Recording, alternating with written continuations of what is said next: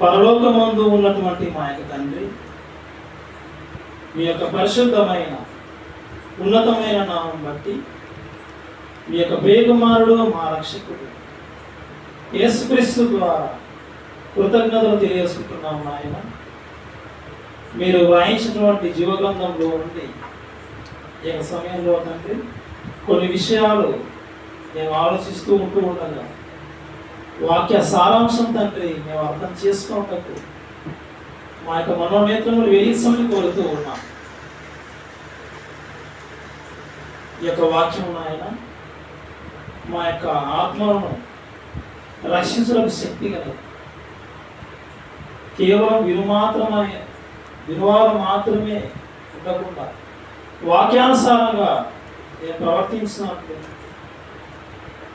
వాక్యం చెప్పినట్లుగా లోబడి నీకు విధేయులుగా ఈ యొక్క భూమి మీద నాయన మా ఆయుష్కాలం అంతా నడుచుకున్నట్టు మాకు సహాయం దయచేయమని ఈ యొక్క కార్యక్రమం ఆయన చివరి వరకు చక్కటి వాతావరణాన్ని అనుకూలపరిచి ఈ యొక్క వాక్యం తండ్రి నేను చక్కగా నేర్చుకున్నటకు ఈ యొక్క నామము ఆయన ఘనపరచుటకు అవకాశం కల్పిస్తామని ఈ ప్రార్థన ఈ ప్రియకుమారుడైనటువంటి యేసుక్రీస్తు ద్వారా అడిగి వేడుకొనుచున్నాం తండ్రి. ఆమేన్.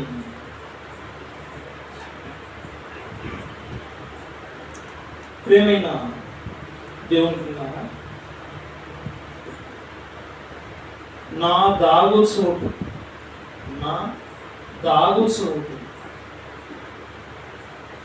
దాగుకొనుట లేదా దాక్కోవటం మనకు తెలుసు. మనుషులకు కనబడకుండా దాక్కోవడం, ఒక చెట్టు చాటున, ఒక గోడ చాటున, గదిలోకి వెళ్ళి దాక్కోవడం. ఇంకా అదేవిధంగా బాల్య వయసులో ఉన్నప్పుడు మనం కూడా ఆ బాల్య దశలో దాగుడు మూతలు ఆడిన సందర్భాలు కూడా లేకపోలేదు. దసరా హాలిడేస్ వస్తూ ఉన్నాయి. ఈ వేసవి కాలంలో పిల్లలందరూ ఆటలు ఆడుకోవడానికి ఉత్సాహం చూపిస్తారు. ఇలా వారు ఆడే ఆటలలో దాగుడు మూతల ఆట. ఈ యొక్క ఆటలో ఉన్నటువంటి స్నేహితులలో ఒక వ్యక్తి వెతికే వ్యక్తిగా ఉంటాడు. మిగిలిన వారందరూ చుట్టుపక్కల ఉన్నటువంటి స్థలాలకు వెళ్ళి దాక్కుంటారు. వెతికే వ్యక్తి ఒకరు, దాక్కునే వాళ్ళు చాలా. ఈ వెతికే వ్యక్తి ఎవరంటే ఆటలో దొంగ. ఇక మిగతా వాళ్ళందరూ వెళ్ళి దాక్కుంటారు. ఈ దొంగగా ఉన్నటువంటి ఈ వ్యక్తి ఏం చేస్తాడంటే దాక్కున్నటువంటి వారందరినీ వెతకడానికి వెళ్తాడు. అలా వెతకడంలో ఎవరైతే ముందుగా దొరుకుతారో అప్పుడు వాళ్ళు దొంగ. మరోసారి ఆట ఆడినప్పుడు ఆ మొదటిగా పట్టుబడినటువంటి వ్యక్తి ఆ రెండవ ఆటలో ఇక అందరినీ వెతికే పనిలో పడిపోతాడు. ఇది దాగుడు మూతల యొక్క ఆటలో ఉన్నటువంటి సందర్భం. పిల్లలు దాగుడు మూతల ఆటలు ఆడుతూ తన స్నేహితులను వెతికే ప్రయత్నం చేస్తారు. ఇక అదేవిధంగా మనుషుల మధ్య ఉన్నటువంటి బంధాలు, వారు ప్రేమించిన వారిని వెతకడానికి, వారు ప్రేమించిన వారిని కనుగొనడానికి ఆరాటపడతారు. ఒక ప్రియుడు తాను ప్రేమించినటువంటి ప్రియురాల కోసం కనబడకపోతే వెతుకులాట. ఆమె ఒకవేళ నన్ను ఎంత ప్రేమిస్తున్నాడో అని కనుక్కోవడానికి కొద్దిసేపు దాక్కున్న ఆ ప్రియుడు, నిజంగా ప్రేమించినటువంటి ఆ ప్రియుడు ఎక్కడ ఉంది అని అలా చుట్టుపక్కల వెతుకుతాడు. కనబడకపోయేసరికి ఎంతో వేదన పడతా ఉంటాడు. దొరకగానే చాలా సంతోషపడతాడు. ఆమె అనుకుంటుంది, నువ్వు ఇలా వెతుకులాట కొనసాగించావు, నేను దాక్కున్నప్పుడు నువ్వు నన్ను ఎంత ప్రేమించావో నాకు అర్థమైందని ప్రియురాలు ప్రియుడితో అంటారు. అదేవిధంగా తల్లిదండ్రులు, మరి అన్నదమ్ములు, అక్కచెల్లెలు, బంధువుల మధ్య చూస్తే మనుషులు కూడా మనుషులు ప్రేమిస్తారు. ఈ ప్రేమించే ఈ మనుషులు ఆలోచన చేసి నేను అందరినీ ప్రేమిస్తూ ఉన్నాను, అయితే తిరిగి వాళ్ళు నన్ను ఎంతగా ప్రేమిస్తూ ఉన్నారు, నేను అందరినీ ప్రేమిస్తూ ఉన్నాను, వాళ్ళు నన్ను ఎంత ప్రేమిస్తూ ఉన్నారో నేను తెలుసుకోవాలని ఆశతో ఆలోచనతో ఏం చేస్తారంటే దాక్కోవడానికి ప్రయత్నం చేస్తారు, దాక్కుంటారు. బయటికి వెళ్ళేటువంటి పిల్లలు ఇంట్లోకి రాగానే అమ్మ ఎక్కడ ఉంది, నాన్న ఎక్కడ ఉన్నాడని వెతుకులాడే కొనసాగిస్తే తల్లిదండ్రులు చాలా సంతోషిస్తారు.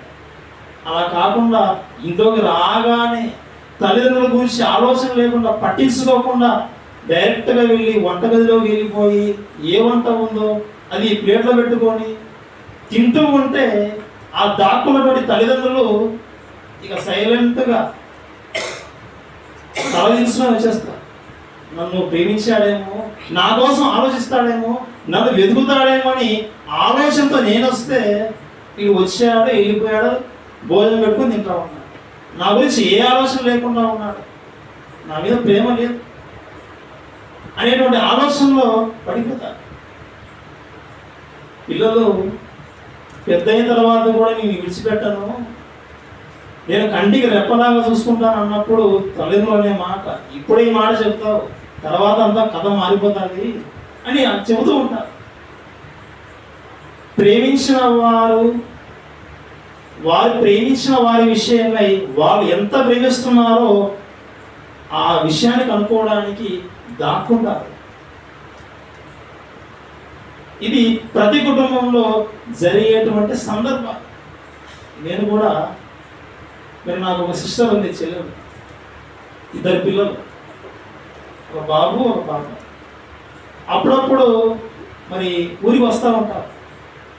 అలా ఊరికి వచ్చినప్పుడు వాళ్ళు ఒకవేళ త్వరగా మా ఊరికి వస్తే ఒక 3 గంటల్లో 4 గంటల సమయంలో వస్తే అప్పుడు ఒకవేళ మా అమ్మ పనికి వెళ్ళి రావడం ఆలస్యం అయితే వచ్చే సమయంలో నేను అనుకుంటాను, ఆ కనుక్కొని ఆ టైమింగ్లో మీరు వెళ్ళి దాక్కుండని పిల్లలు చెప్తాను. వాళ్ళు వెళ్ళి దాక్కుంటారు.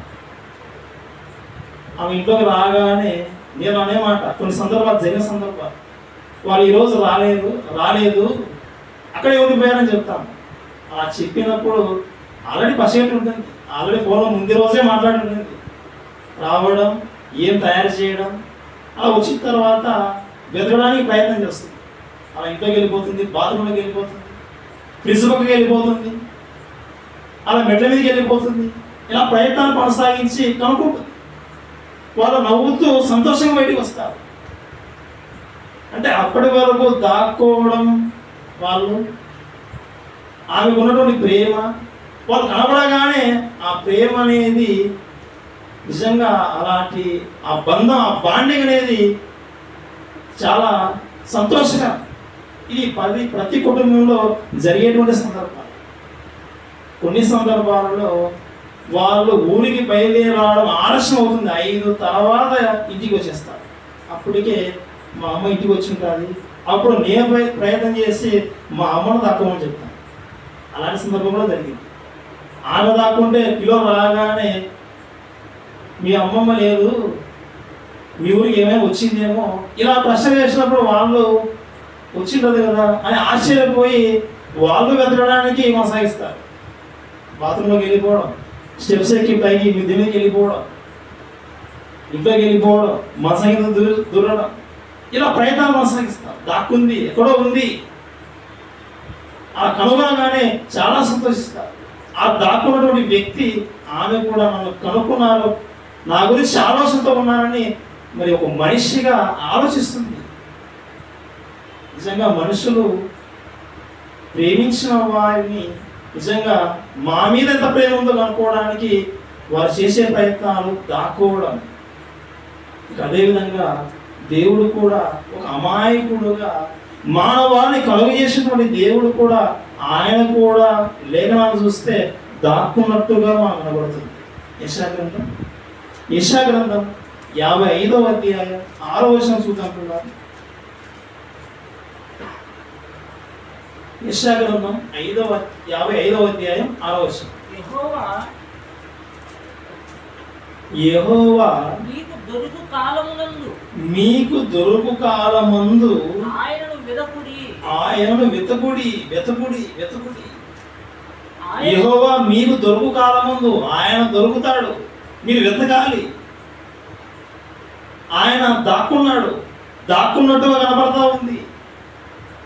ఈరోజు ప్రపంచ మానవాళి భూమి మీదికి అడుగుపెట్టి ఒకరి తర్వాత ఒకరు వచ్చి అలా వెళ్ళిపోతూ ఈ మానవాళి ప్రపంచం దేవుణ్ణి ఎంతమంది ఆయన ఉన్నాడు, ఈ సృష్టిని చేశాడు, ఎక్కడున్నాడు ఆయన, ఈ సృష్టిని చేసిన సృష్టికర్త ఎవరు అని ఆలోచన లేకుండానే సృష్టిని చూశారు, అనుభవించారు, వెళ్ళిపోతూ ఉన్నారు.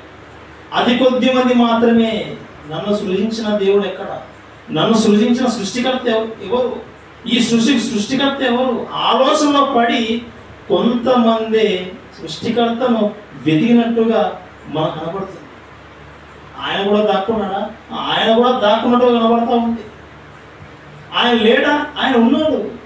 ఒక మాట కీర్తన గ్రంథం 14వ అధ్యాయం 2వ వచనం. కీర్తన గ్రంథం 14వ అధ్యాయం 2వ వచనం చదువుకున్నప్పుడు వివేకము కలిగి దేవుని వెతుకువారు కలరేమో అని యెహోవా ఆకాశము నుండి చూచి నరులను పరిశీలించెను. నన్ను ఎవరు వెతుకుతారో ఆయన కలువ చేశాడు, భూమికి పంపించాడు, ఒక్కొక్కరు వస్తూ ఉన్నారు, ఆయన పైన చూస్తూ ఉన్నాడు. నన్ను వెతికేవాళ్ళు ఎవరు వెతుకుతా ఉన్నారు? ఆయన ఉన్నాడు, కనబడడం లేదు మనుషులు. ఆయన దాక్కున్నట్టు కనబడతాడు. నన్ను ఎవరు పసిగడతారు? నన్ను ఎవరు కనుక్కుంటారు అని ఆయన ఆకాశం నుండి నరులను పరిశీలిస్తున్నట్టుగా మనం కనబడతా ఉంది. యేసుక్రీస్తు వారి యొక్క బోధనలో కూడా మీరు ధర్మం చేసేటప్పుడు మనుషులు కనబడాలని మీరు చేయకండి, మీరు రహస్యంగా చేయండి, ఎవరు తెలియకుండా చేయండి. అలా అయితే ఎలా ప్రభు, అందరికి తెలియాలి కదా మనం అనుకోవచ్చు. కానీ యేసుక్రీస్తు వారు చెబుతున్న మాట చూస్తే దేవుని గురించి ఏమంటున్నాడో చూద్దాం. మత్తయి సువార్త 6వ అధ్యాయం 4వ వచనం పిల్లలు. మత్తయి సువార్త 6వ అధ్యాయం 4వ వచనం. అట్లయితే రహస్యమందు చూచు నీ తండ్రి నీకు ప్రతిఫలమిచ్చును. తండ్రి ఎలా చూస్తున్నాడట? రహస్యమందు చూచు తండ్రి. ఆయన ఉన్నాడు, కనబడలేదు. ఆయన చూడలేదని మనం అనుకుంటాం. మనుషులు చూడాలని మనం చేసేస్తూ ఉంటాం. నాయన మీరు ధర్మం చేయడం కానీ ఉపవాసం చేయడం కానీ మీరు రహస్యంగా చేయండి, దేవుడు చూస్తూ ఉంటాడు. రహస్యం ముందు చూసే తండ్రి మీకు ప్రతిఫలాన్ని ఇస్తాడు. ఆయన చూస్తూ ఉన్నాడు. ఆయన కనబడలేదు అనుకోవచ్చు, ఆయన దాక్కున్నట్టుగా ఉన్నాడు. అలా తెరచాటున రహస్యంగా చూస్తూ ఉన్నాడు. ఆయన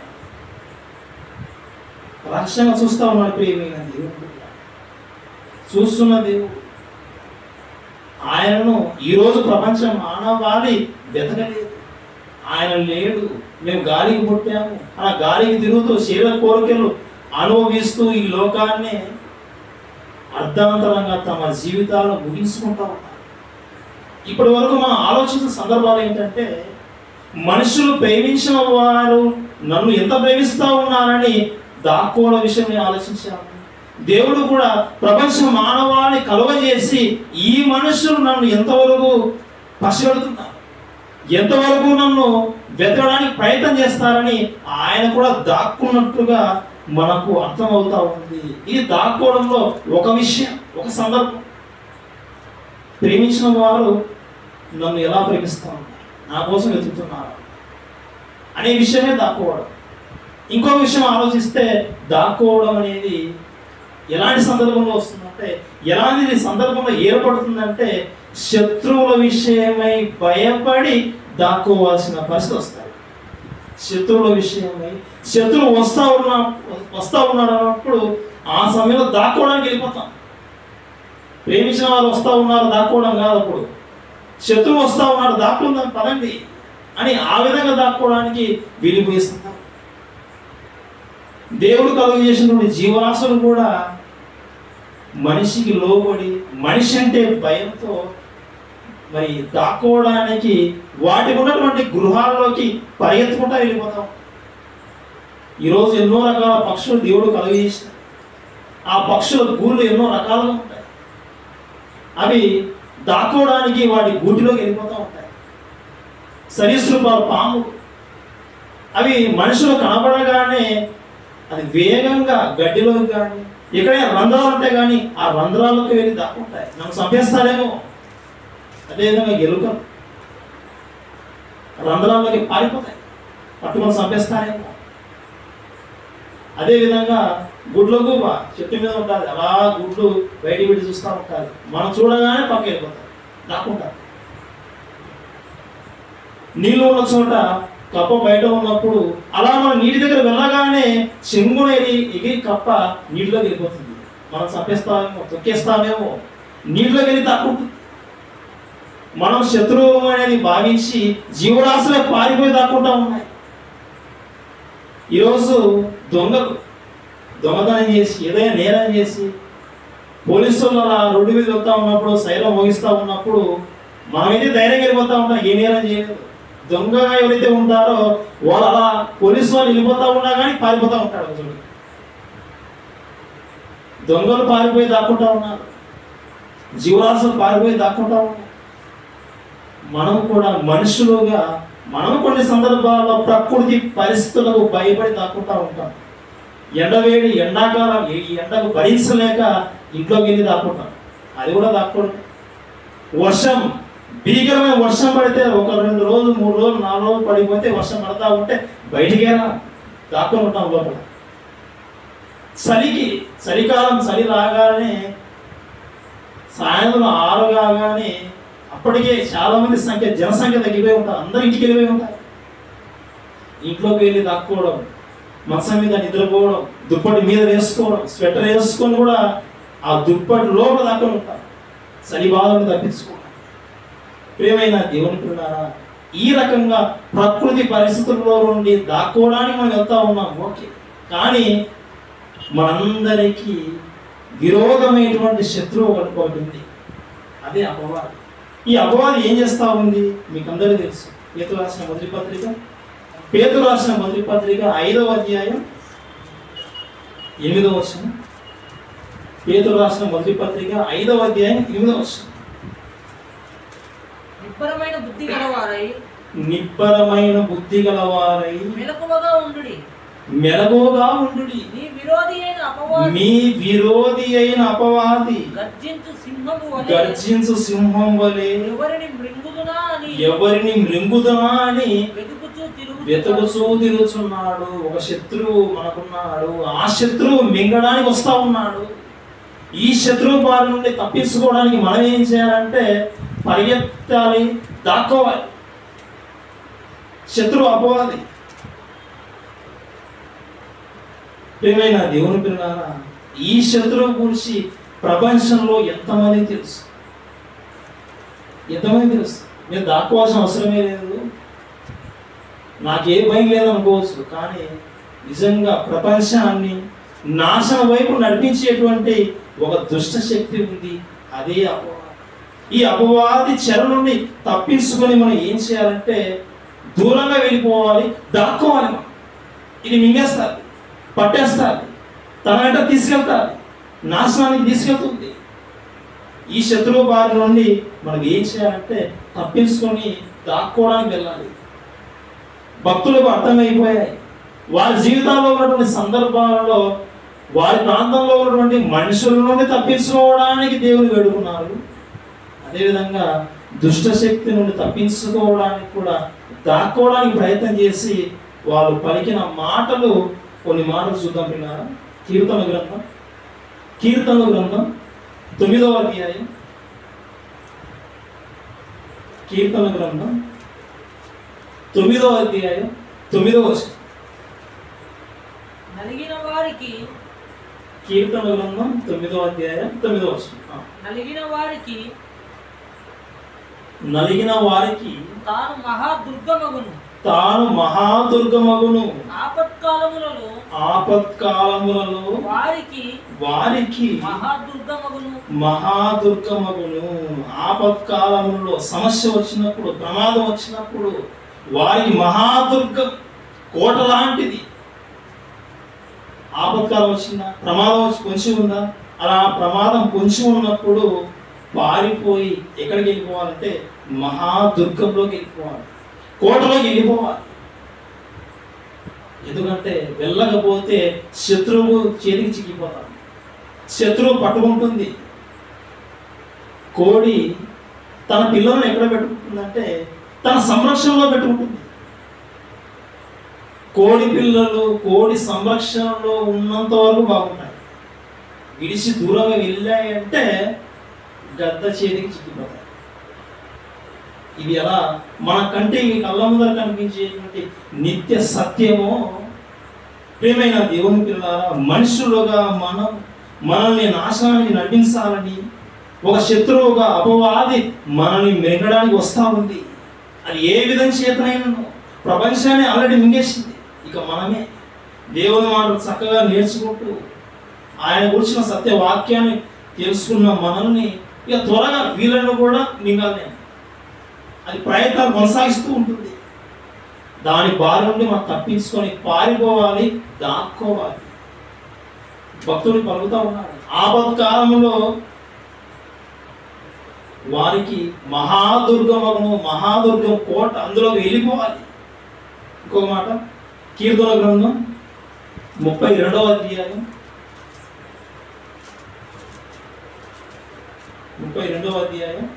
3వ వచనం. కీర్తన గ్రంథం 32వ అధ్యాయం 3వ వచనం పిల్లారా.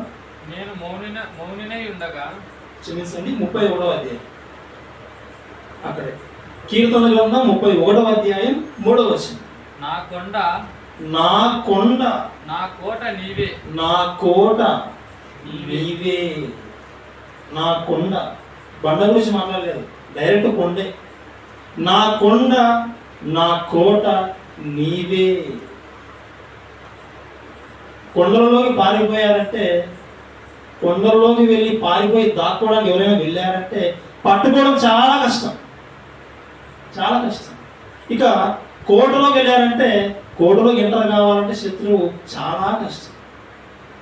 భక్తుడు దావీదు గారు పలుకుతా ఉన్నాడు, ప్రభువా దేవా, నా శత్రువుల చేతికి చిక్కకుండా, దుష్టశక్తి బారిన పడకుండా నేను కాపాడబడాలంటే, రక్షించబడాలంటే నాకు కొండగా, నాకు కోటగా ఉన్నది నీవే అని భక్తుడు చెబుతున్నాడు. ప్రియమైన దేవుని పిల్ల. ఇంకొక మాట అక్కడే 32వ అధ్యాయం, కీర్తన గ్రంథం 32వ అధ్యాయం 7వ వచనం. నా దాగు చోటు నీవే, నా దాగు చోటు నీవే. నేను దాక్కునే చోటు నువ్వే. నేను ఎక్కడ దాక్కును, ఎక్కడ దాక్కున్నా కానీ అపవాది పట్టేస్తాను, ఎక్కడ దాక్కున్నా కానీ నేను అపవాదికి చిక్కిపోతాను. నేను ఎక్కడ దాక్కోవాలంటే, ఎక్కడ దాక్కుంటే నాకు సురక్షితం అంటే, ఎక్కడ దాక్కుంటే నేను నా ప్రాణాన్ని దక్కించుకుంటానంటే అది ఏదో కాదు, ఆ చోటు నీవే, నువ్వే. నా దాగు చోటు నీవే.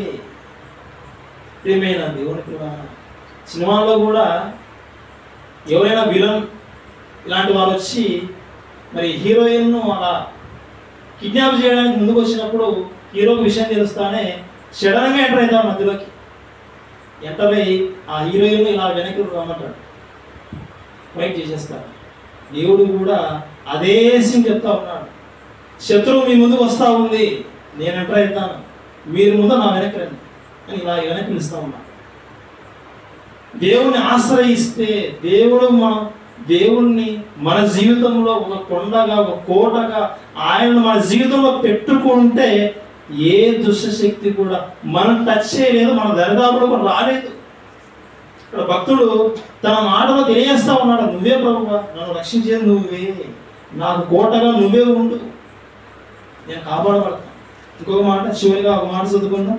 కీర్తనల గ్రంథం 17వ అధ్యాయం, కీర్తనల గ్రంథం 17వ అధ్యాయం 8వ వచనం 9వ వచనం. నీ కృపాతిశయములను చూపుము, నీ కృపాతిశయములను చూపుము. ఒకడు తన కనుపాపను కాపాడుకున్నట్లు ఒకడు తన కనుపాపను కాపాడుకున్నట్లు నన్ను కాపాడము. నన్ను లయపరచడానికి, నాశనం చేయడానికి అలా ప్రయత్నించేటువంటి దుష్టులను పోగొట్టి కాపాడము. నన్ను చుట్టుకొను, నా ప్రాణ శత్రువుల చేత చిక్కకుండను, నీ రెక్కల నీడ క్రింద నన్ను దాచుము. నేను అక్కడే తప్పను, అక్కడ ఉంటే నేను సేఫ్గా ఉంటాను. ప్రియమైన దేవుని పిల్లలారా, ఈ యొక్క మాటలని మనం వింటా ఉన్నప్పుడు నిజంగా ఈ యొక్క విశ్వాస జీవితంలో, ఈ క్రైస్తవ జీవితం, ఈ ప్రయాణంలో నిజంగా మనము దేవుణ్ణే ఆశ్రయించాలి, దేవుని దగ్గరే మనం ఉండాలి, దేవుని రెక్కల నీడ క్రింద ఉండాలి. దేవుడే ఒక కొండంత అండగా మనం చేసుకొని మన మనసు ఆయన మీద ఆనుకుంటే మనకు ఎంతో క్షేమంగా మనం కనపడతాం. ఆయనే కోటగా ఉండే విధంగా మనం అందులో ఒక మాట బైబిల్లో ఉంది, మీరు చాలా సందర్భాలు చదువుకునే ఉంటారు. నీతిమంతుడు ఎక్కడికి వెళ్ళిపోతాడు? ఆ సందర్భం ఒకవేళ గుర్తుంటే ఒకసారి జ్ఞాపకం చేసుకోండి. నీతిమంతుడు పరిగెత్తుకుంటూ ఎక్కడికి వెళ్తాడంటే మరి ఒక దుర్గంగా ఉన్నటువంటి యెహోవా దగ్గరికి వెళ్ళిపోతాడు. ఒకసారి ఆ మాట ఉంటే తర్వాత కామెంట్ చేసేయండి. ప్రియమైన దేవుని పిల్లలారా, దేవుని యొక్క మాటలు పాటిస్తూ వాటి ప్రకారం నడుచుకుంటూ దేవుడే మనకు ఆశ్రయదుర్గంగా మనం ఉంటే ఆయన చెంత మనకు అంతా మేలే, ఏ మేలు కొదవైనను మనకు ఉండదు. నా దాగుచోటు అని ఆశ్చర్యం గుర్తేసి క్వశ్చన్ మార్క్ చేసినాం. నా దాగుచోటు, మీ దాగుచోటు ఎవరు? దేవుడే. ఓకే పిల్లరా, చిన్న ప్రార్థన చేసుకున్నాం. మహోన్నతుడు అయిన మా యొక్క తండ్రి, మీ యొక్క పరిశుద్ధమైన ఉన్నతమైన నామం బట్టి మీ యొక్క ప్రియకుమారుడు మా రక్షకుడు యేసుక్రీస్తు ద్వారా కృతజ్ఞతలు తెలియజేసుకుంటున్నాం. ఆయన మీరు వ్రాయించినటువంటి జీవగ్రంథంలో ఉంటూ ఒక చక్కటి సందర్భాన్ని తండ్రి మేము ఆలోచించాం. ఒకనాడు దావీదు నాయన తన శ్రమలలో తండ్రి అన్నింటిలో నిన్ను విడువక తండ్రి నీ యందు భయభక్తులు కలిగి నీకు లోబడి తండ్రి నడుచుకున్నట్లుగా మాకు అర్థమవుతా ఉంది. సౌలు చంపాలని తండ్రి ప్రయత్నం చేసినప్పుడు అరణ్య ప్రయాణం చేరుకొని కూడా కొండలలో గుహలలో కూడా తండ్రి నీవే ఆశ్రయదుర్గమని ఆయన కీర్తించినట్లుగా నాకు అర్థమవుతుంది. నాయన నా కొండ, నా కోట నీవే అన్నాడు. నాయన నా దాగు చోటు నీవే అన్నాడు. నిజమే నాయన, మిమ్మల్ని ఆశ్రయదుర్గముగా, మిమ్మల్ని కోటగా మేము అనుకుని అందులో ప్రవేశిస్తే తండ్రి మాకు ఏ మేలు పదమైన ఉండదు, ఏ శత్రు అపాయమైనను మా మీదికి రాదు. నాయన మేము సురక్షితంగా జీవిస్తాం. ఆ రీతిగా తండ్రి ఈ యొక్క వాక్యాన్ని నేర్చుకుంటున్నటువంటి నేను వాక్యాన్ని చక్కగా స్వీకరిస్తూ వాక్యాన్ని మా యొక్క జీవితంలో వాక్యానుసారంగా తండ్రి మేము నడుచుకుంటూ ఈ సంరక్షణలో తండ్రి మేము ఉండగలడానికి తండ్రి మాకు సహాయం దయచేయమని ఈ యొక్క ప్రకృతి పరిస్థితులకు నాయన మేము తల ఒగ్గి నీకు దూరం కాకుండా తండ్రి మేము ఎల్లప్పుడూ తండ్రి మమ్మల్ని మేము సరిచేసుకుంటూ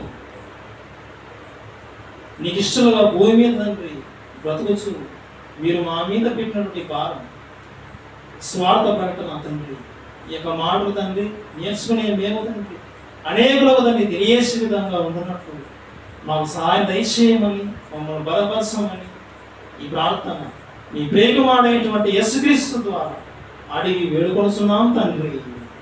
ఆమేన్. ఆశీర్వాదం